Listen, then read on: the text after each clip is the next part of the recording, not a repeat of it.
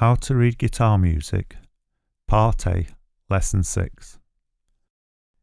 This will be the final lesson in Part A of this course, and because of this we'll summarise all the important lessons we've learnt in Part A, as well as introduce a new note value, and then hopefully you'll be ready to move on to Part B, where you'll learn how to read the music off the stave and translate it onto the neck of your guitar. And if you're new to this course and you've just come in the middle, you can find all the previous lessons in the description below, and a playlist on my YouTube channel, and also a complete list with the eBooks to view online at ebooks4guitar.com. But if you want to download and print them, unfortunately you'll have to pay a small charge. The PDF for this particular lesson I'm making available free of charge, and the link to download it is underneath the video of this lesson.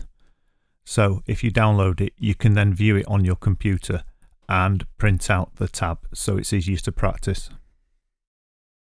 Right, let's get on with the lesson. How to Read Guitar Music, Part A, Final Revision. Right. Let's do a very quick rundown of everything we've learnt in Part A of this course. And the first note we learnt was the semibreve.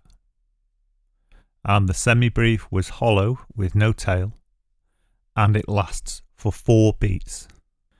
And the rest does the same. For all of these notes we're looking at, remember that unless it says allow to ring, the note should last for exactly the time defined. So in this case, you'd allow the note to ring for 4 beats exactly, and then mute the strings of the guitar.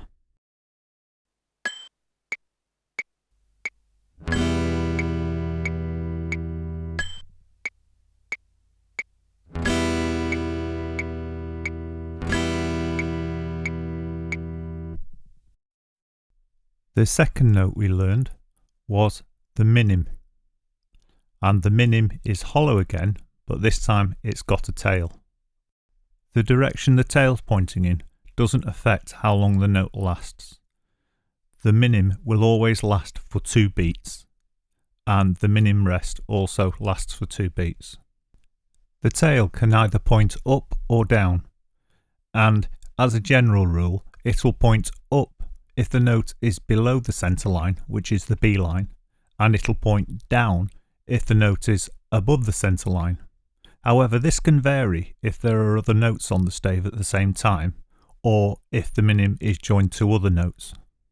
So basically, whether the tail is pointing up or down isn't important. It's just done for either aesthetics or to make the music easier to read. And this same rule applies for all the other notes we're going to revise during this lesson. So, to recap, the minim lasts for 2 beats, and the minim rest also lasts for 2 beats.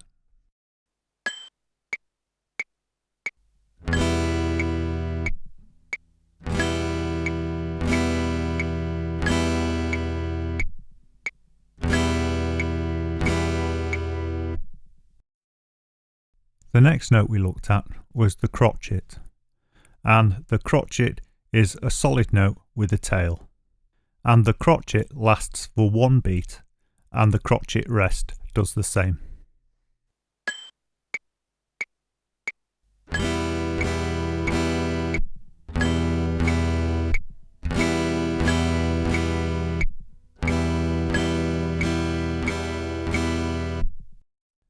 The next note we looked at was the quaver, and the quaver looks like a crotchet but with a little tail on the end of the tail, and the quaver lasts for half a beat, and the quaver rest does the same.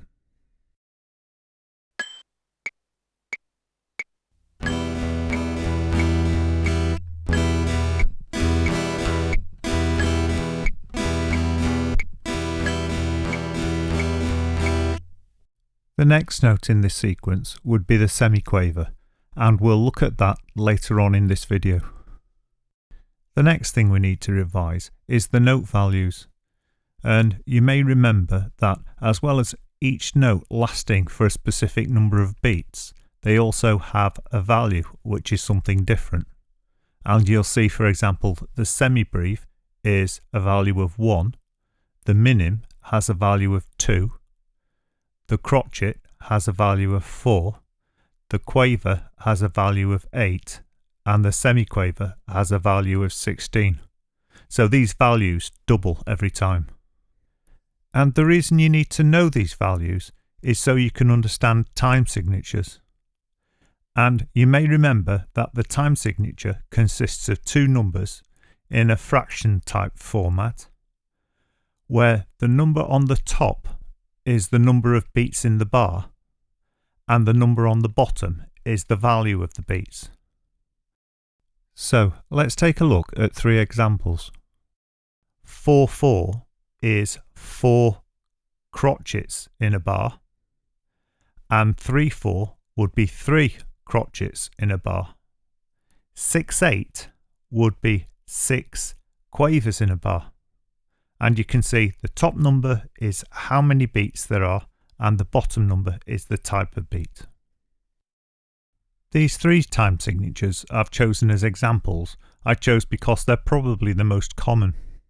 However, if you find any different ones, you can work them out by the rule that the top number is the number of beats in the bar, and the bottom number represents the value of beats.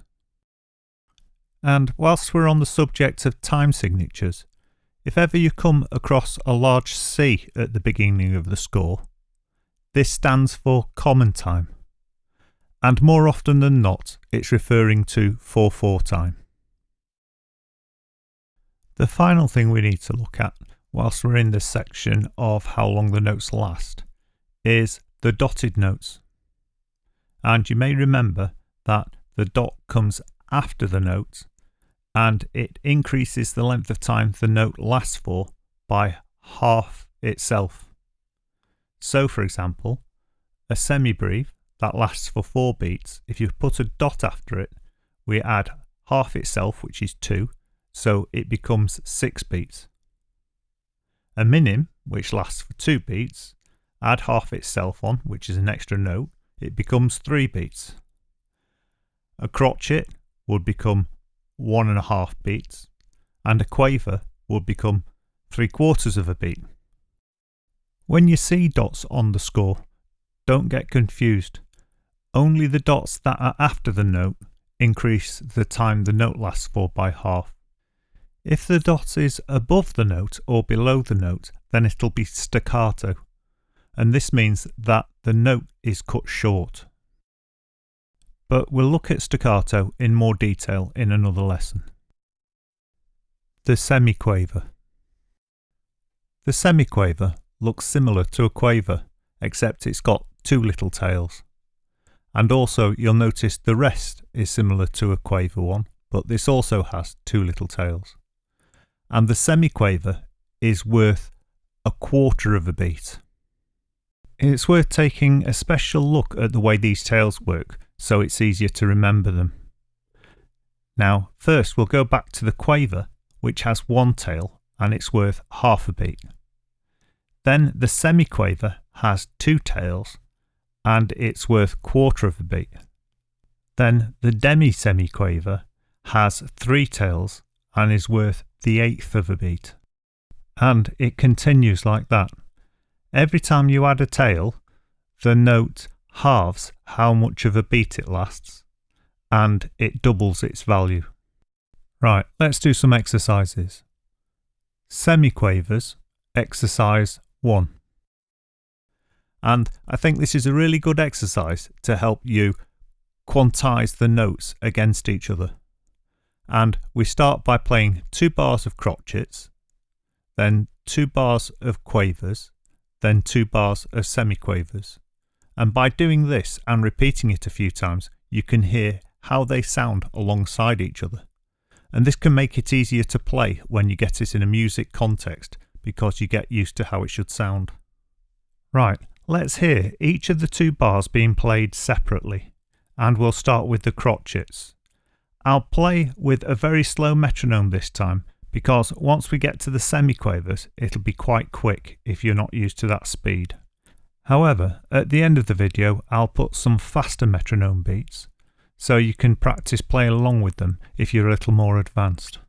All the metronome beats for these exercises will have half beat markers, which are a little quieter, so that it's easier to find the semiquavers.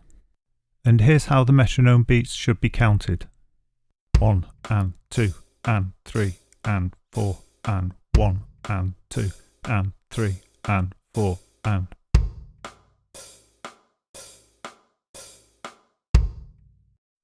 So you've got some metronome beats to practice with. I've put some at the end of this video. Right, here's the first two bars, which are crotchets, at 60 beats per minute with half beat markers and a 2-bar introduction. It's fairly easy, so try and play along.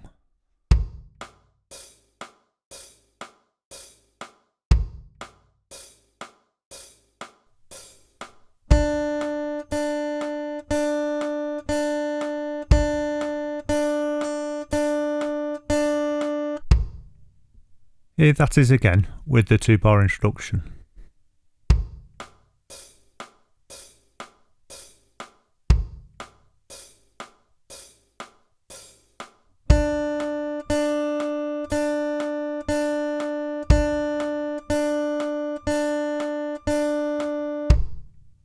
Right, let's try the second 2 bars.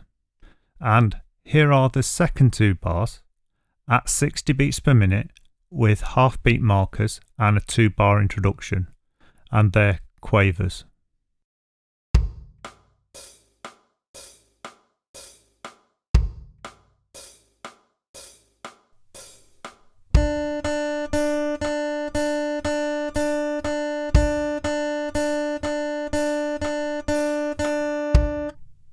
And here it is again if you want to play along with the 2-bar introduction.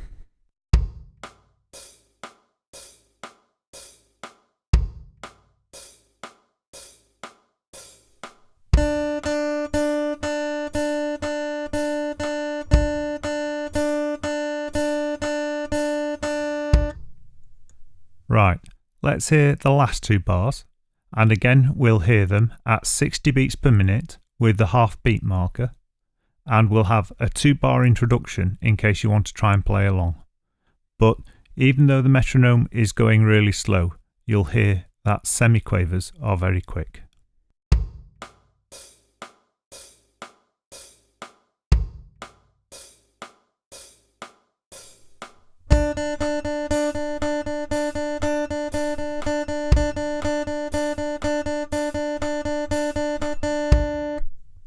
And let's hear that again if you want to play along with a 2-bar introduction.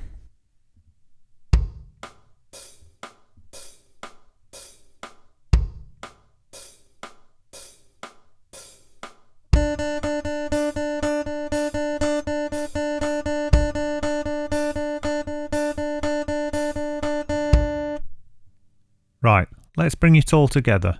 So here's the whole of exercise 1 at 60 beats per minute with a 2-bar introduction.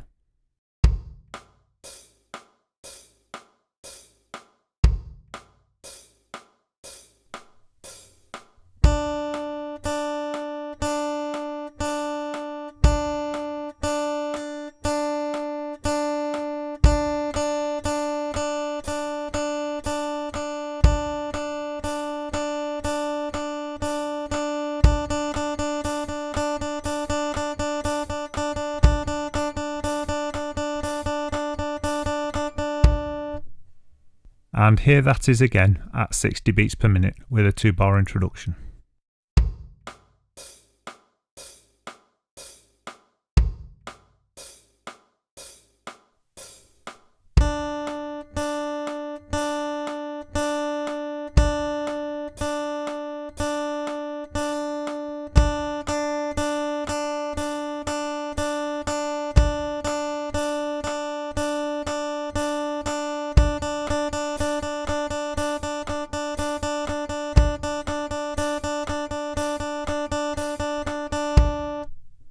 And for those of you who are a little more advanced, Here's the same exercise again at 70 beats per minute with a 2-bar introduction if you want to try playing along.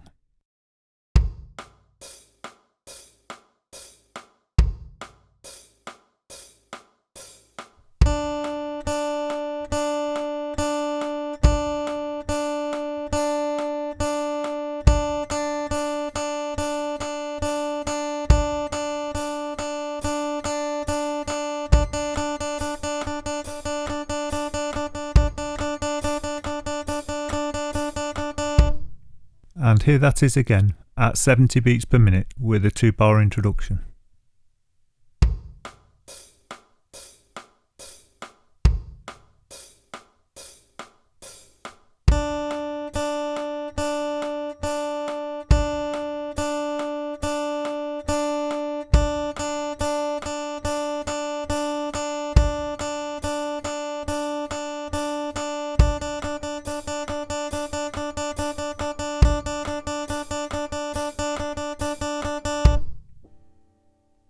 Semiquavers, Exercise 2, Aerodynamic by Daft Punk. Because I'd like everyone who's been studying this course to be able to play this tune, I've done several versions of it. And we'll just look at the variations in those versions before we start looking at the tune, because you might find you want to look at one of the other versions whilst you're learning it. And the first version is completely standard, all the notes are there, it's in the correct key. So that's obvious. The second version introduces a thing called similes, so we've written it down in a form that makes it easier to write and read, and I'll explain that in a moment. The third version is down 4 frets, and this is so if you've got an acoustic guitar when you've only got access up to say the 12th, 13th or 14th fret, then we've brought it down so it's easier to access the guitar and you'll be able to play it. It'll just be a little lower pitched. Right, let's take a look at the first version. And if you look carefully at this, you'll notice that it's 4 riffs, each of which repeats 4 times. So to practice it, you want to take one of the riffs and just practice that for a while. And the point of this exercise really is not so much to get the semiquavers, but to actually help you start building up your speed on the guitar. And little riffs like this are very handy for that. And you'll find similar riffs are used in a lot of guitar solos. So once you've got the techniques needed to play this, they'll easily transpose across to other guitar solos. So we can read the exercise, and so we can see how the phrases are repeated more clearly. Let me just explain the simile symbol to you. And the simile symbol is like a percentage sign, and what it means is to repeat the previous phrase. Or if you need to repeat 2 phrases, the simile symbol will have 2 lines, and if it's 3 phrases, it'll have 3 lines. Now, in this particular case of aerodynamic, we're taking one riff as 4 notes, and then we're repeating that another 3 times. So, in the music, you'll notice you've got the riff in tab and music, and then you've got 3 simile signs after that, which means in total, you play that riff 4 times.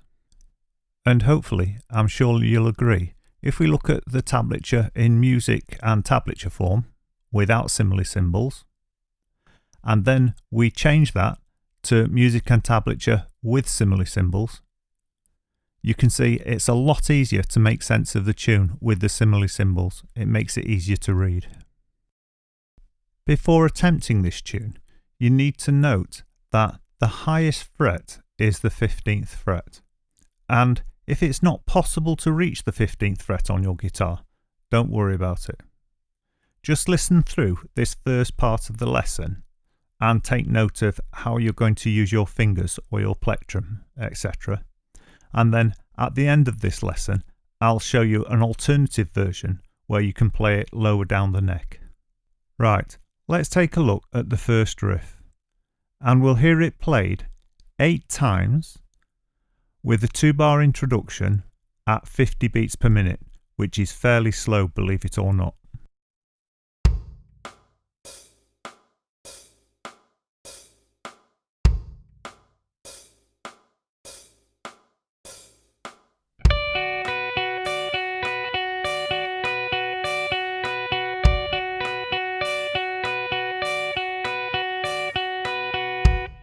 Right, let's hear that again, but you don't have to join in yet unless you really want to.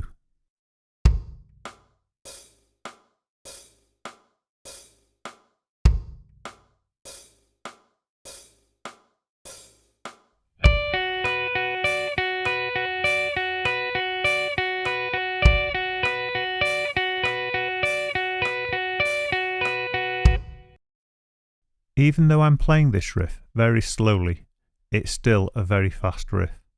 So, more than anything you've learnt so far, this is going to take practice before you can get it up to speed. Even if you feel it's too fast for you at this stage, start off at whatever speed you can do and try to slowly build the speed over time. You will get there, but you have to be patient. Right, let's take a closer look at this riff and how it's played. And straight away, you'll notice there's 3 7th frets. So, in order to speed this up, I would instantly put my first finger across both of those 7th fret notes so I didn't have to move my finger. A tip for speeding up is you want to minimize the movement you have to do. The more movement you do, the slower you'll be. And that includes lifting your fingers away from the frets as well, so you don't want your fingers to go right up in the air. Keep your fingers close to the guitar if you can. So now then, I've got my first finger on both the 7th frets, and most of the work then will be done with the little finger, which will have to be applied to play the 10th fret. And this is what it sounds like at half time.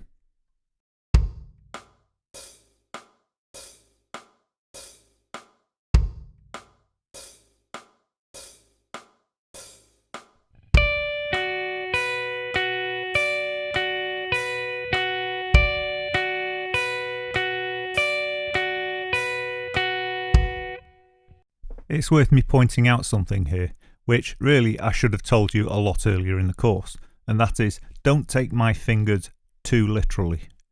I obviously have to move my fingers out of the way so that you can see what I'm doing.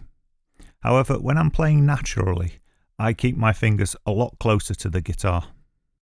Here's the first riff again, at 50 beats per minute with a 2-bar introduction. If you're more advanced and you'd like to try and play along with it, please do so. Otherwise, you're just trying to get used to how it should sound.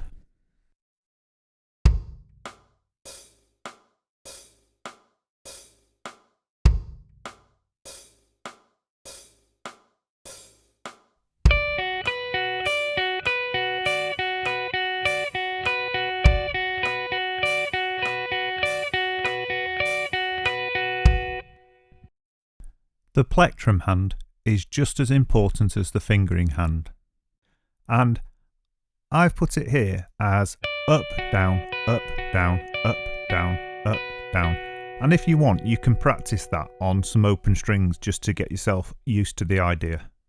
Some people I've found though who I've taught have preferred down, up, so if you find that's the way that better works for you, go for it, it doesn't make any difference. Also, if you finger pick, you can alternate between the primary finger and either the middle or the index, whichever you prefer. So, firstly, I'll show you the up-down method with a plectrum at half time so you can see what I'm doing.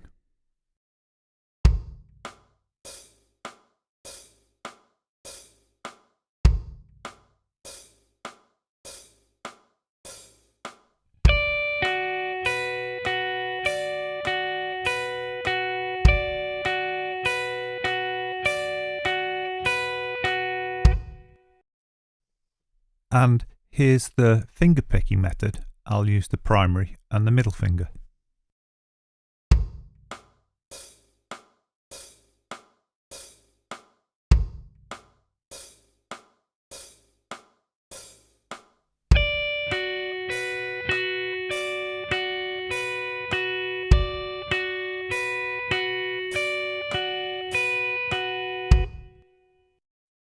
Right, let's try the first 4 bars at half time at 50 beats per minute with a 2-bar introduction.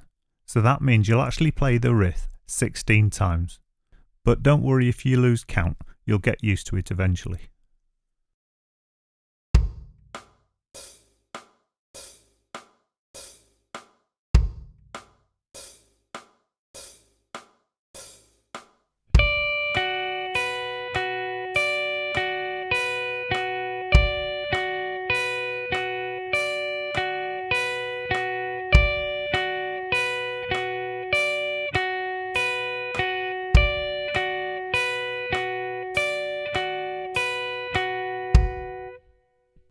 Right, let's hear that again at the same speed with a 2-bar introduction. Play along with it if you can.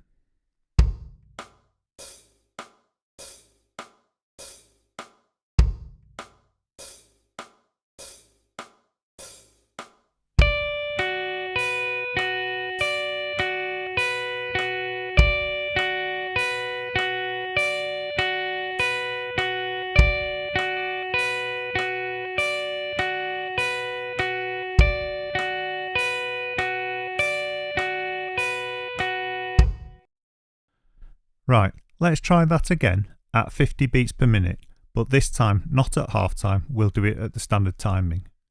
If you think you can play along, have a try. If not, just listen along so you get an idea how it should sound.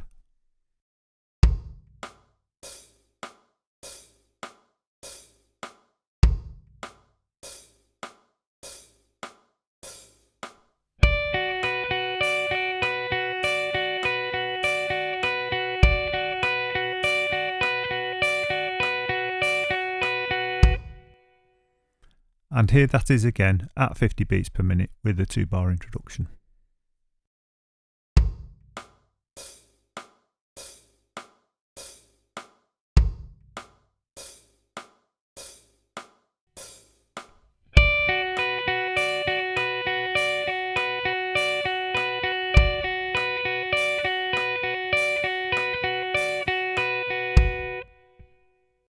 Once you've decided which way you're using the plectrum or your fingers, you want to stick like that.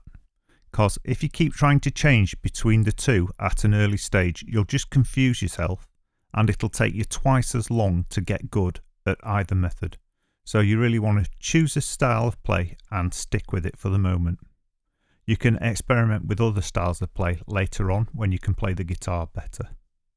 I'll be playing everything from now to the end of this lesson using the plectrum, but you choose whichever style you want to play. Right, let's take a look at Riff 2. And here it is, half time at 50 beats per minute with a 2-bar introduction.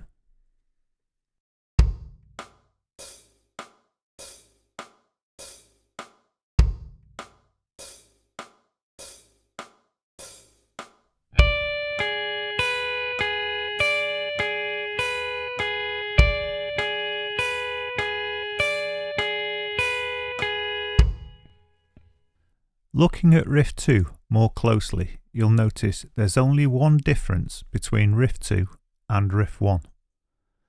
And that's where we're playing the 9th fret. Now, I keep the first finger down across the 2 7s, even though it's not necessary. And I put the 3rd finger onto the 9th fret. And this allows my little finger to go back and forward between the 10th fret. Now, the reason I leave the 7th finger in place is again to minimize movement. However, if you prefer, you can just move the 1st finger across to cover the 7th fret on the top E string. So here it is again at 50 beats a minute, half time, so you can see what's going on.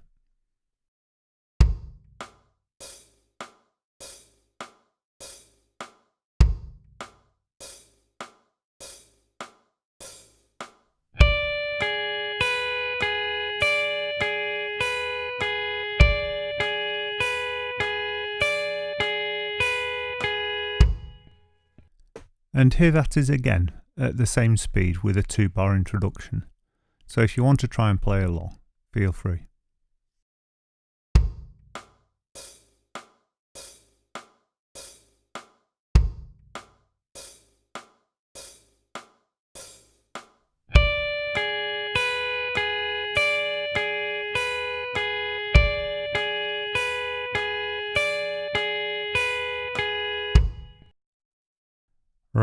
Let's hear that played again at 50 beats per minute, but this time at full time with a 2-bar introduction. If you think you can play along with it, have a try.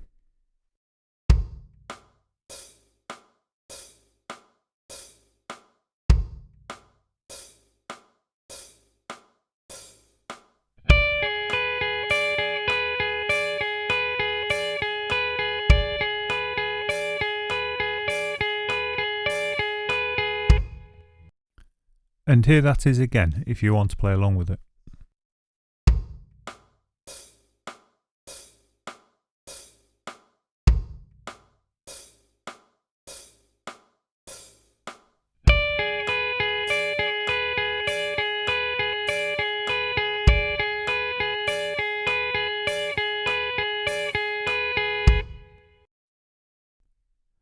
A really common problem I come across whilst I'm teaching people this riff is that the top E string gets muted by the 3rd finger hanging across and touching it. And when I look in the comments below my videos, I notice a lot of people believe this is because their fingers are either too long or too short or too fat. And in most cases, this just isn't true.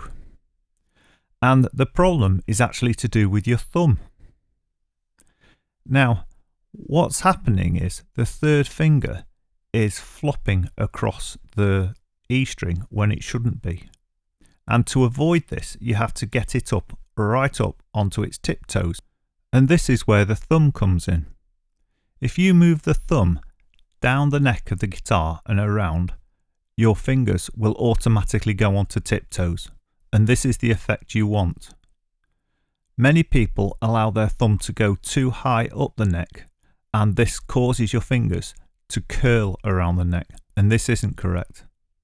Now this cure also works if you're having this problem with chords, where fingers are overlapping onto the strings they're not supposed to be touching.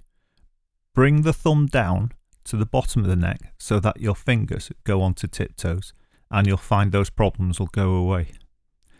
However, it is uncomfortable when you first do it, but stick with it because that discomfort will go away. It's just because you've never done it before, your tendons need to stretch slightly, and also now you're playing on the tips of your fingers which may not have hardened, they'll be a little more sensitive. If you're still having the problem where the 3rd finger is muting the top E string, check your nails are short. On this hand, the fingering hand, your nails should be as short as possible. Just a little bit of nail can cause your fingers to be pushed across so it overlaps another string.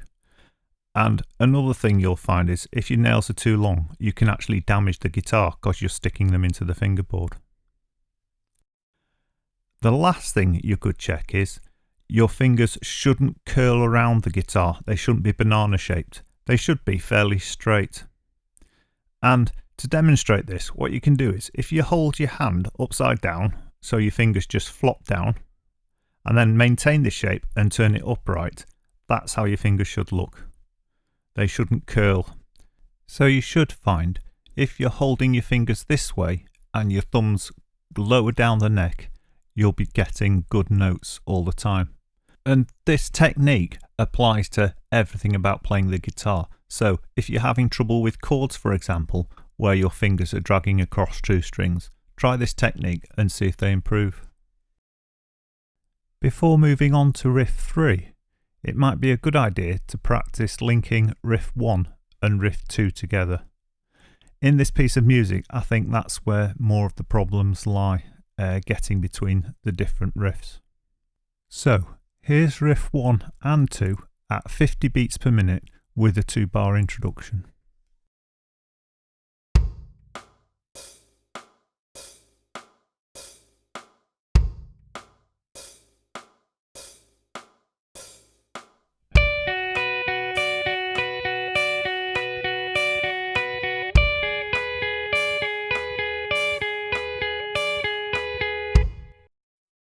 And if you want to play along with it, here it is again. But don't worry if you don't want to or you're not up to that stage yet. Just keep practicing it and building up the speed.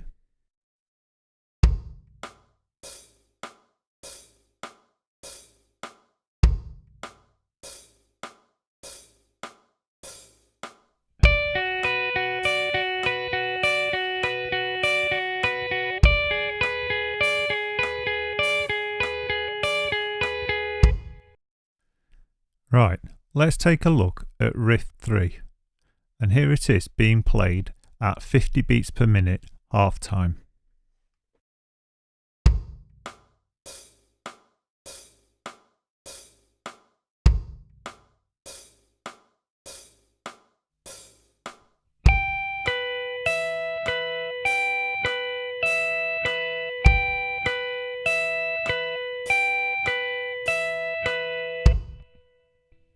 Hopefully you've noticed that it's exactly the same pattern as Riff 1.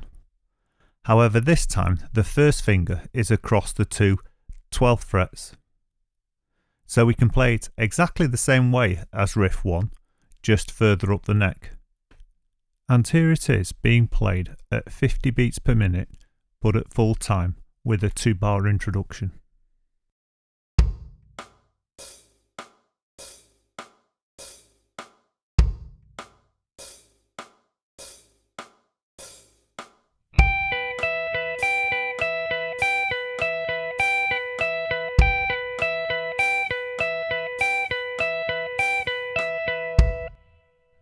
And here it is again at 50 beats per minute with a 2-bar introduction.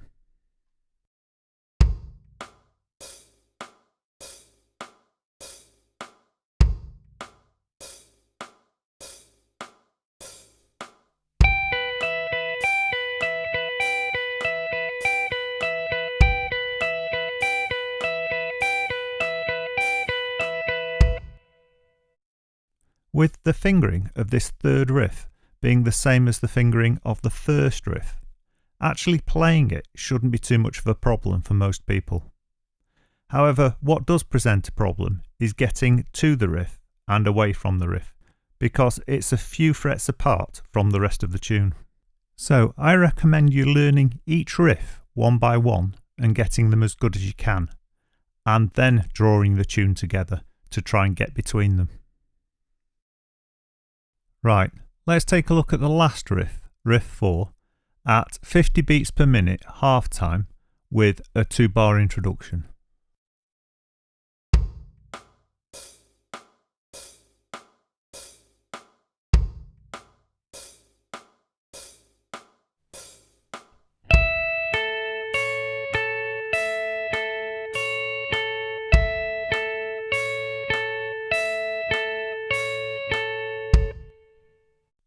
And this riff is a unique riff, and you place the first finger on the 9th fret of the top E string and the second finger next to it on the 10th fret of the B string, and you move between the 4th finger on the 12th fret, and then you remove it and replace it, but you leave the 9th fret in place, again to minimise finger movement. Let's hear it again at 50 beats per minute half time with a 2-bar introduction.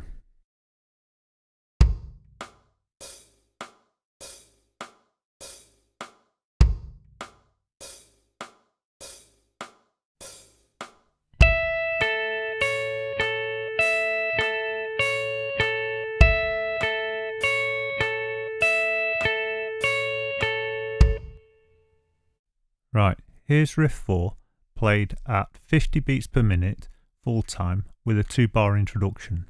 Play along with it if you can.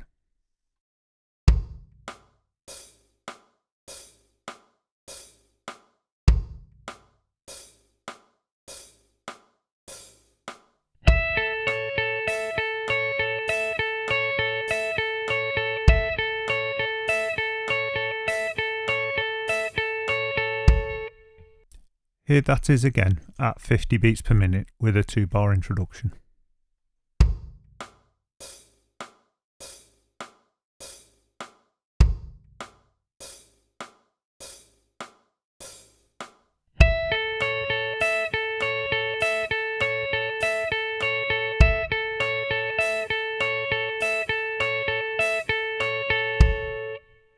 Right, here's the entire tune segment at 50 beats per minute with a 2-bar introduction.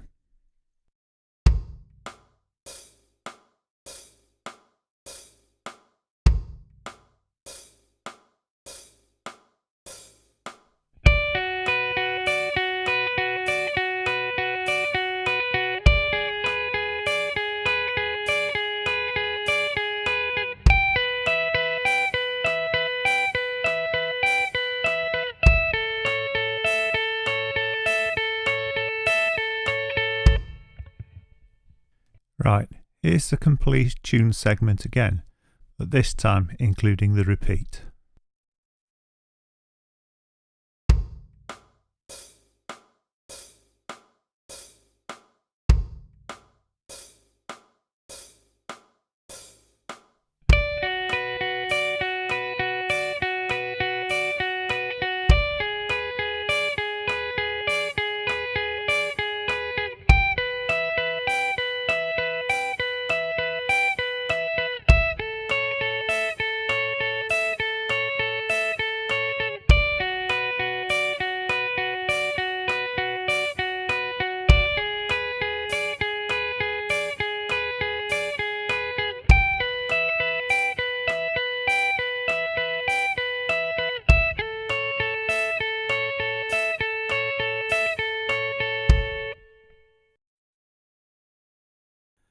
As I promised earlier in the video, I'm going to show you now how to play this tune if you don't have access to the 15th fret.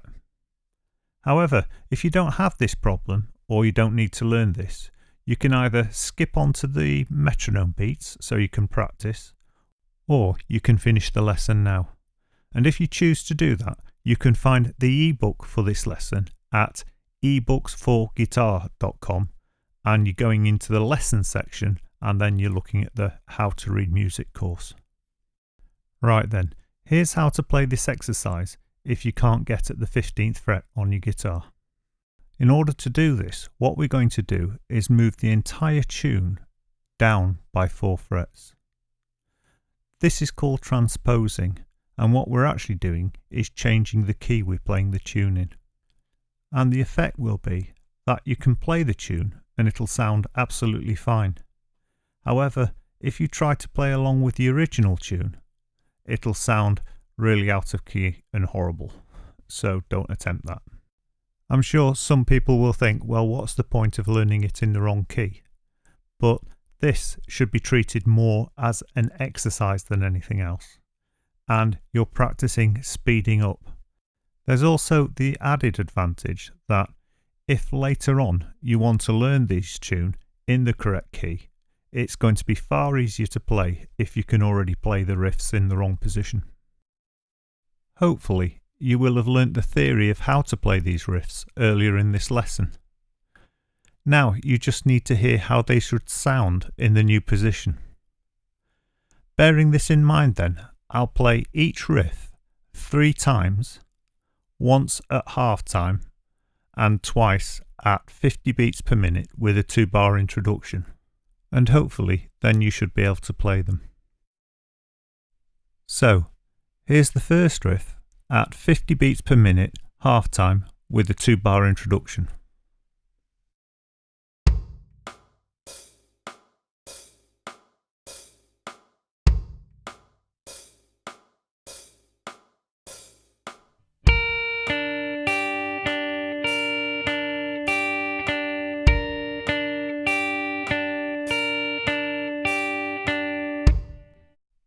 Now here's riff 1, full time at 50 beats per minute with a 2-bar introduction.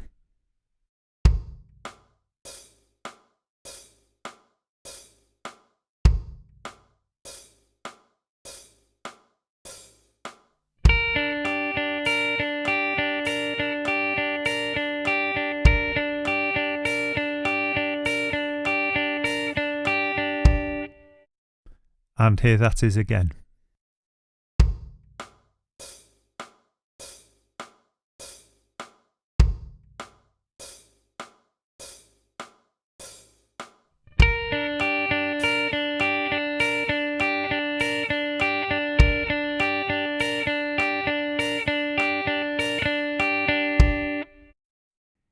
Here's riff 2 at half time, 50 beats per minute with a 2-bar introduction.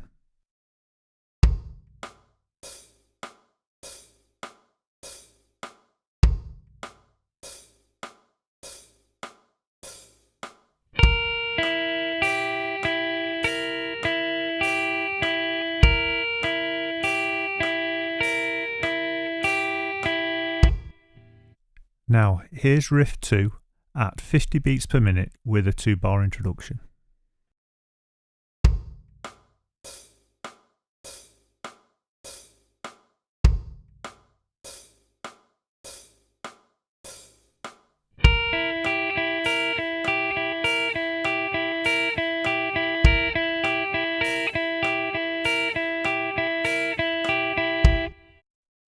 And here that is again.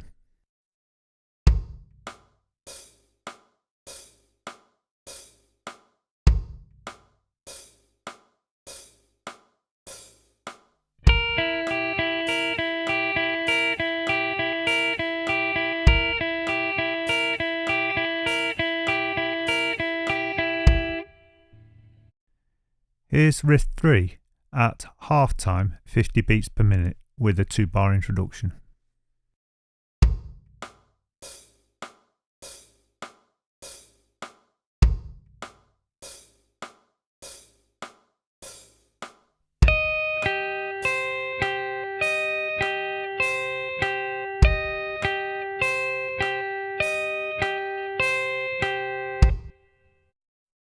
Now here's Riff 3 at full time, 50 beats per minute with a 2-bar introduction.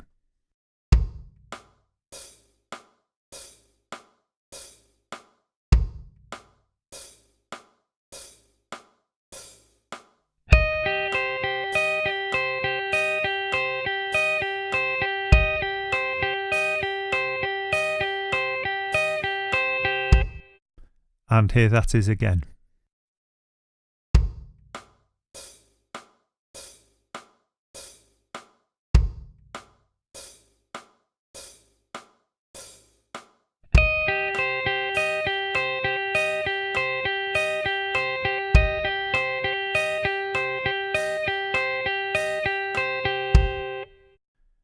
Right, here's the last riff, Riff 4, at half time, 50 beats per minute with a 2-bar introduction.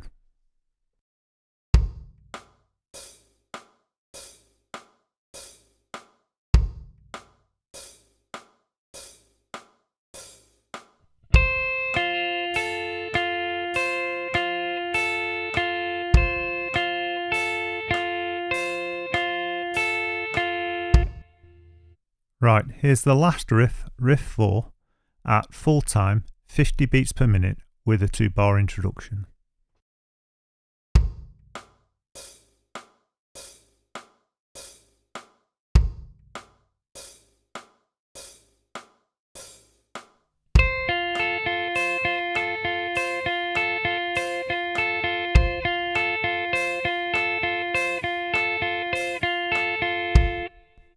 And here that is again.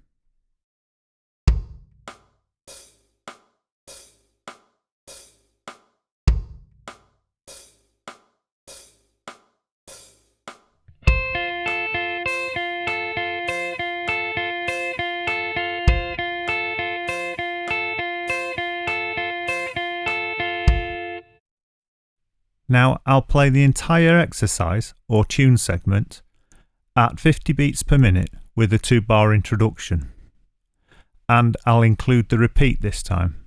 You'll notice there's a repeat around it, which means we play the whole thing twice.